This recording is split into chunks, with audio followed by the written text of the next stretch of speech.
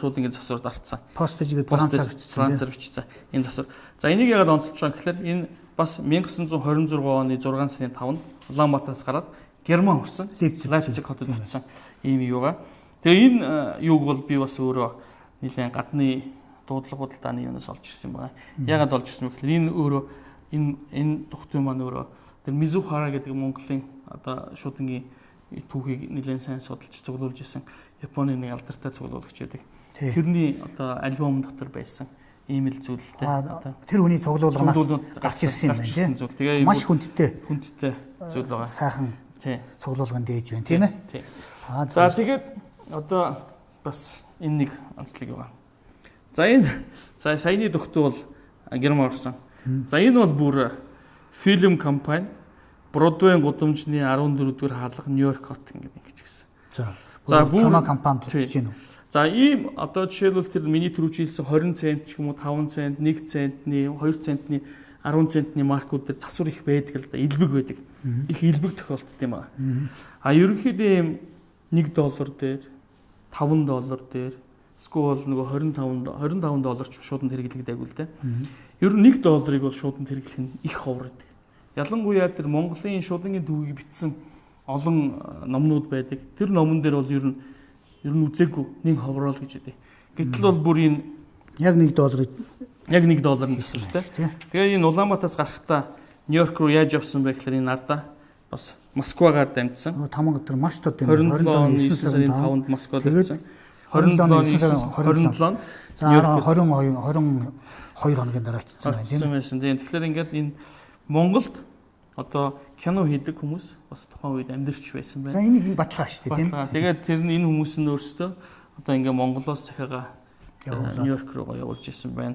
Тэгэхдээ энэ санхүүгийн маркн дээр шуудан гэсэн засвар хийсэн маркаар явуулжээ. Тэгээд энэ бол давхар түүх үгэлээд тийм үү. За тэгээд энэ бол ерөнхийдөө тэр номууд дээр бол ер нь байдгүй шүү. Энэ $1 би бас сонсч ирсэн юм. Энэ бол маш ховор тогтоо байна. Миний одоо бодож байгаа бол тийм ээ. Тийм байна. Тэгээ би хувьдаа бас бодож байгаа. Би бол ийм төгтөг бол за Монголд одоо манай нэг цуглуулж байдаг мундаг сая цуглуулгаараа Монголын шуудангийн түүх гэдэг цуглуулгаараа дэлхийн одоо үзэсгэлэнгээс алтан медаль авсан. Инх хотын цуглуулгын дотор нэг ширхэг байдаг. Одоо тэгээд надад одоо Монгол одоо би Монголд бол одоо 2 ширхэг байгаа л гэж л энийг. За ингээд яг үнэн юм бол үнэн л гэдэг юм чинь. Одоо үнэхээр ховор мандид байна. За тэгээд нөгөө энэ шуудангийн засвартай ингээ байж байгаад нэг хэсэг ингээ байсан. Тэгсэн дараа нь дахиад засвар хэрэгэлсэн. Энэ засварыг хизээ хэрэгэлсэн бэ гэхээр 1929 онд эргээд засвар хэрэгэлж. За нөгөө санхүүгийн маркн дээр. Нөгөө санхүүгийн маркн дээр дахиад шууданд ашиглах. Соён бүтээ дээр. Энэ дээр Улаанбаатар шуудан хороо гэсэн тамга дараад нөгөө түрүүчийн бол постэж гэдэг тамга Францаар хийсэн мэт тийм. Францаар хийсэн. Одоо энэ дээр болохоор бүр хуучин монголоор. Яг монгол бичгээр хийсэн. Тэгээд энэ чинь пост таг гэд яатсан байгаа. Энэ нөр одоо нэг бол постэж гэдэг англи үгнийхээ и үсгийг алдсан юм уу? Алдсан. Эсвэл баг одоо санаатай ч гэсэн юм уу? Тэ ингээд их сони юутай. Магадлал үед ямар ч байх юмстэй. Ерөнхийдөө тийм пост гэдэг нь баг Франц ч юм уу. Тэр пост чинь англиар гэдэг. Энэ Франц хэлээр ингэж яадаг юм шиг байна. Тэгээд ингээд яатсан ийм юу байгаа. За энэ бол одоо манай Монгол маркны каталог бас л бий даасан. Орцсон байгаа. Яг энийгэнд энэ өөрөө шуудангийн маркет үзэх юм чинь тийм. Засвараа хийсэн. За ингээд түүх тийм ингээд шуудан хороо гэдэг энэ засварууд бас янз янз байгаа. Хараар байгаа юм, цэнкрээр байгаа юм. Ингээд дардсны одоо өөрчлөлт хүртэл. Тэгээ энийг бол нэлээд онцгойлмоос яхад энэ юм. Наад чи одоо посткартаа яатсан уу? Тийм ил захидлын арталт ингээд тэгж шүү дээ. Тийм ил захидл яг энэ хайчлалцсан уулын би гаднаас нь олж ирсэн. Энэ уул нь хайчлаагүй байсан бол энэ бол их үнцэнтэй ил захидл нь өөрөө их ховор ил захидл байж тийм болох гэж байна тий. Тийм ийм ил захидлын зургийг бас энэ тэндээс үзэж байгааг болохоор тийм байна. Сайн юм байна. Тийм арталт нь. За ингээд цуудаа ороо гэдэг засвартай болоод ирлээ. Энэ ч одоо хэдэн он билээ? Энэ бол 29 он. 29 он болоод ирчихлээ. За одоо 30 он руу төглөө. Ерөнхийдөө ингээд санхүүгийн маркн дээр шуудан ашиглахдаа 3 удаа засвар хийсэн. За эхнийх нь түрүүн постэж хийлээ. Дараа нь 29 онд Улаанбаатар шуудан хороо. Тэгээ хамгийн сүүлд нь 31 онд энэ постэж мингэ гэдэг засвар. За. Тий. Энэ постич мингэ гэдэг засвар нь болохоор 3 хүн маркн дээр хийсэн юм байна. 5 центний маркн дээр 5 мөнгө, 10 центнийхэн маркн дээр 10 мөнгө. Эч нэг 25 оны маань марк л явж байгаа шүү дээ. 25 оныгаа л марк үргэлжлүүлээл. Тэгээ энийг хамгийн гол нь энэ 25 оны маркийг Монгол өөрөө хэвлсэн юм бэл. Монгол хэвлэх үйлдвэрт тэг шарууга маань ихэн хийж өгөөл тэгээд үйлдвэртэй барлаад яваад байсан юм байна тий. Тэгээ ингээд энэ мингээс засвартай. Энэ маань өөрөө бас их ховрт ордог. Ер нь ховор тий. Тэгээд одоо энэ баримт болсон нэг шууд ингээд тогтууны энэ хятад руу явсан тогтуун дээр одоо 5 мөнгөний мингэ засвар, 20 мөнгөний мингэ засвар ингээд орчихсон ингээд байж байгаа. Постэж мингэ гэсэн байна тий. За ингээд 3 дахь засвар нь орж ирээд үндсэндээ 3 засвараар ингээд соёмтой санхүүгийн маркн дээр орж хэрэгжилж ирсэн биз дээ. Түүгнэл энэ маш тодорхой болж байна тийм ээ.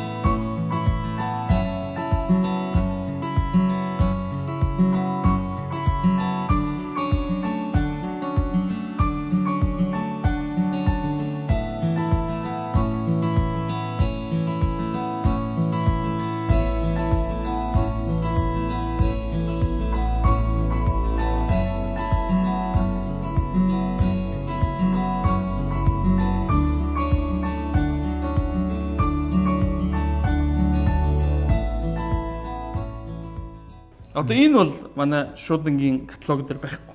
За энэ өнгө мөнгөч биш тийм л. Одоо энэ 5 цент $5 ч юм энийг харьцуулах юм бол хэлбэр төс нь ойролцоо боловч өнгө бол шал ондоо. Өнгө өөр байна. Одоо бас хэв мэв соёмбны өргөн өдр байдал шал өөр баруун шүү дээ. Тийм үү? Энэ маань өөрөө бас улсын тэмдэг гэдэг юутай бичгтэй. Жишээлбэл улсын тэмдэгэ бичсэн. Санхүүгийн марк. Санхүүгийн марк. Тэгээд тэгэхээр санхүүгийн марк руу орчиж байгаа. Улсын тэмдэг учраас тийм. Тэгсэн мөртлөө доллар байхгүй. Харин энэ чинь төгрөг гэж бичсэн. Энэ чинь 5 цаг төгрөг. Тэгээ энд бол одоо нөгөө ойролцоо мөртлөө доллар гэж байгаа шүү дээ. Доллар гэж байгаа. За тэгэхээр энэ он цагийн хувьд бол хэзээ хийгдсэн болохгүй. Одоо энэний он цаг бол одоохондоо айгүй тодорхойлоход хэцүү болчиход байгаа. Яагаад гэвэл би одоо нөгөө хэдий чи он цагийг бол амархан тодорхойлчих. Яг бол нөгөө тэр векселч гэдэг юм уу төлбөрийн баримтууд дээр нь он сар нь байж байгаа учраас тухайн хэдэн оны хэдэн сарын тэдэнд хэрэгжилж исэн байна гэдээ нотлогдчих. Энэ дээр бол тэгж нотлогдох юм байхгүй учраас би бол одоо энийг бол анх удаага л харж байна. Одоо бас ийм өнгөтэй байдаг юм байна л да. За дараагийнх нь бас нэг шуудангийн бас каталог дотор байхгүй. За хүн үзэх юм бол одоо дээр үеийн чүдэнзний хайрцагны нүүр шиг шахах ийм шүдгүү. За тэгээд зүгээр эндээс бол би энийг бол 1930-ад онд хэрэгжилж исэн болов. За 40-од онд хэрэгжилж исэн болов. 40-од он одоо манай нөгөө хуучин сүлд маань байна шүү дээ. Яагаад гэвэл энэ дээр байгаа энэ юунд нь одоо тэр хуучин юуны санхүүгийн маркн дээр нь соём байсан. Соём бүс гэх. Соём байсан тий. Одоо энэ дээр бол манай нөгөө 40 оны сүлд ингэ ороод ирсэн байна тий. 40 оны сүлд орохоос гадна бос тэгээ 41 он болох юм бол уул нь Кирилл үсэг орох. Кирилл 40 он хүртэл ч одоо энэ хууч Монголтой байсан шүү дээ. Хууч Монгол. Тэгэхээр энэ бол ерөнхийдөө яг 40 өмнөх болох гэж байна. 41 он болохоор Кирилл руу орсон шүү дээ. Тэгэхээр энэ тийм түүхтэй юм байна. За энэ их маш олон өнгөтэй байна шүү дээ. Энэ ямар За энэ маань өөрөө ингээд бас яг санхүүгийн маркет гэн ингээд нотлогдчихж байгаа. Энэ дээр ингээд бас яатсан. Энэ Говьолтой аймгийн тамга ингээд араас байгаа. Говьолтой аймгийн эд хэрэглэгчдийн хоршоо ч юм уу ингээд яатсан. Тэгээд энэ маань бас нөгөө бас л одоо татвар одоо арь ширний ч байд юм уу, малын хөлийн ч байд юм уу нэг татвар гарч ирнэ.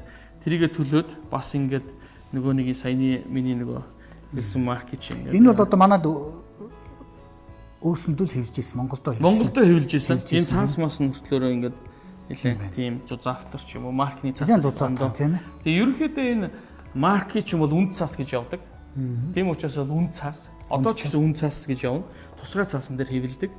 Энэ үедээ бол яг тийм нарийн тусгай цаас мас байгаагүй юм шиг байлаа. Тэгээ энэ санхүүгийн марк маань өөрөө ингээд дандаа ганц нэгэн л байхаас шүү. Тэгээ ганц нэг юм санхүүгийн баримт төр байдаг. Бас ингэж нөгөө листээр ерөнхийдөө байдаг.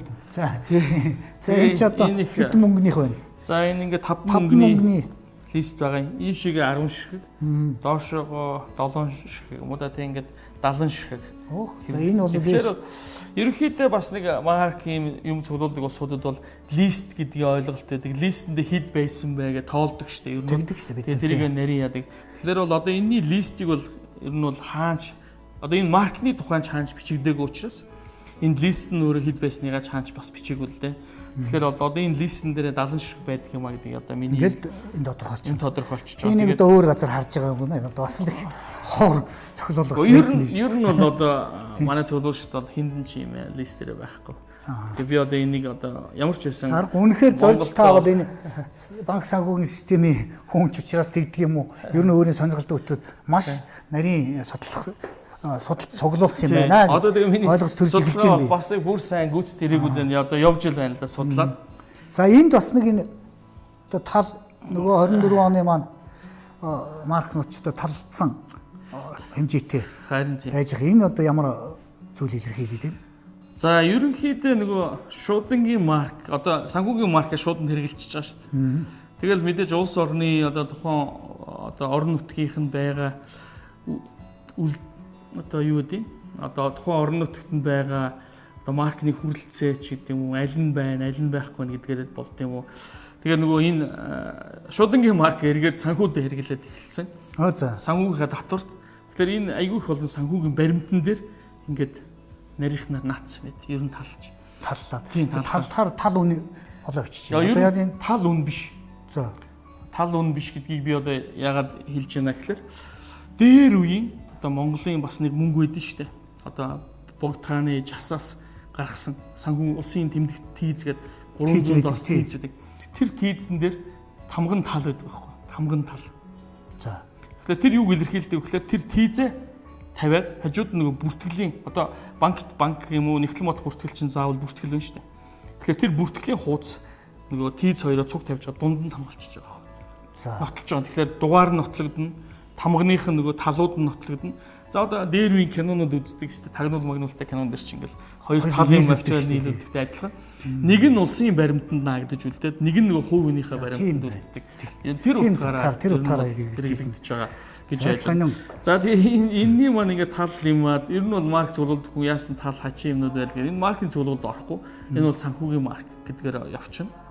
За одоо энэ дэр нэг сонин юм энэ 10 центний марк байна. Энэ алгасан шүттэй марк. Алгасан шүттэй. Тийм ээ. Энэ бол 10 цент нь ерөөсөө энэ дөрөв шиг маркны 10 цент бол ер нь олддгүй шүү дээ. Харин тийм шүү дээ, тий. Тэгсэн чинь тамгагүй нөхрийг хайчилсан. Одоо тэгээ хүн марк цуглуулдаг хүн бол бүр ингээд бүр ёо яагаад ингэж байгаа юм бэ гэж л бүр одоо уулгалдмаар чинь шиг болоод явчихлаа тийм. Энэ хоёр шиг тэгээд хоёр нөгөө тал ингээ байх болцсон.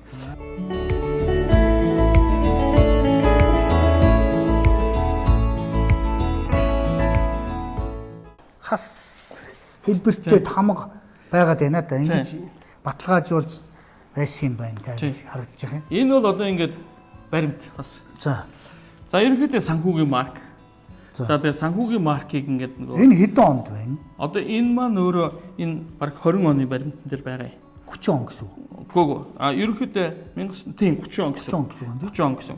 Тэгэхээр 1920-од оны сүүл 1930-од онд бас нөгөө нэг төлбөр тооцоо юмдаа одоо ингээд энэ маркийг хэрэглээд наагаад энийг нэлээд тийм устгал хийдэг нөгөө одоо устгалаа гэсэн энэ тэмдэглэдэг нөгөө одоо тамга дардсны оронд ийм нүхэлдэг ийм хасдаг машин байсан. Машин байна тийм ээ. Машин байна тийм. Яг энийг машин гэдгийг яаж нотолж байгаа гэхээр энэ фьюрийн машин биш үү? Энэ хуудасны ард бол ингээд бүр олноор ингээд дарцсан. Тэгсэн байна. Энэ үлдэгдэл шүү дээ тийм ээ. Тийм бүр ингээд үлдэгдлийнх нь юунууд нь бүр нэг шүү дээ. Нэг хэвийн хэмжээтэй. Тэгэхээр хүн бол ганцаар даруулдаг шүү дээ. Тэгэхээр энэ бол машин байна. Тэгэхээр ийм юм байна. Харин тийм. За ингээд сайхан бас хэрэгжилж байгаа бэлэгдэл ч гэсэн сайхан хасдэмжтэй түмэн одоо түмэн насан ял энэ чинь үргэлжлэл явах шүү дээ. Бас л их бодиттой утга санаа агуулж лээсэн юм бэ. Одоо тэр татвар орлого нь арвжигч гэдэг юм уу? Тийм ээ нэг бэлэгдэл байгаа шүү дээ. Тийм байгаа юм шиг байна. За их сонирм сайхан баримтаа. За өшөө энэ бас нэг тий. Одоо би бас нэг юмыг энийг бас ингээд тавьчихсан байгаа. Тэгэхээр ерөнхийдөө одоо ингээд энгийн одоо жирийн маркуудыг ингэж одоо нөгөө санхүүд хэрэглэхийн зэрэгцээ. Одоо энэ чинь ингээд жирийн шуудангийн маркууд